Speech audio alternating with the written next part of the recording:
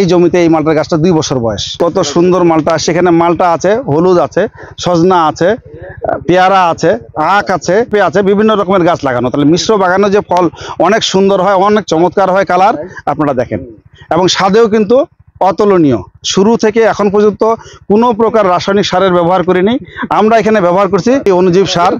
প্রথম চোটে আমরা গাছের গোড়ায় দিয়ে দিচ্ছি, পরে নিয়মিত সেচের সাথে আমরা তরল অনুজীব সার দেই, হিউমাস দেই, আর যদি ছত্রাকের আক্রমণ হয় তাহলে আমরা মাঠা প্রয়োগ করি। এইভাবে আমাদের চাষ চলতেছে। আপনারা নিঃসন্দেহে রাসায়নিক মুক্ত চাষ করতে পারেন।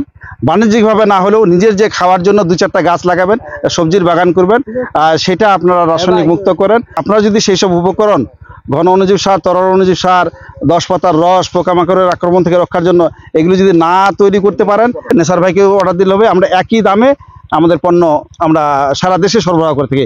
নেসার ভাই যে দামে দেয় আমরাও সেই দামে দেই। আপনারা নিঃসন্দেহে নিতে পারেন। আর ছাদ বাগানে কেন রাসায়নিক সার এবং কীটনাশক ব্যবহার করবেন? কোনো প্রয়োজন নাই। আপনি আপনার সন্তানদেরকে, আপনার পরিবারকে স্বাস্থ্য ঝুঁকিতে ফেলতেছেন। ছাদ বাগানটাকে রাসায়নিক মুক্ত করেন। আমাদের যেসব অনুজীব সার প্রয়োজন আমরা ইনশাল্লাহ সব রকমের সাপোর্ট দিতে পারবো।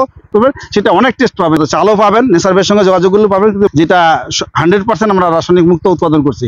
আমরা কৃষকের সুবিধার্থে আমরা চারার ব্যবস্থা নিয়েছি। আজহার ভাইয়ের সঙ্গে যোগাযোগ করতে পারেন। আমাদের এসপিকে প্রাকৃতিক নিয়মে যে সমস্ত উৎপাদন হয় সকল কিছু ইনশাল্লাহ আমাদের কাছে পাবে।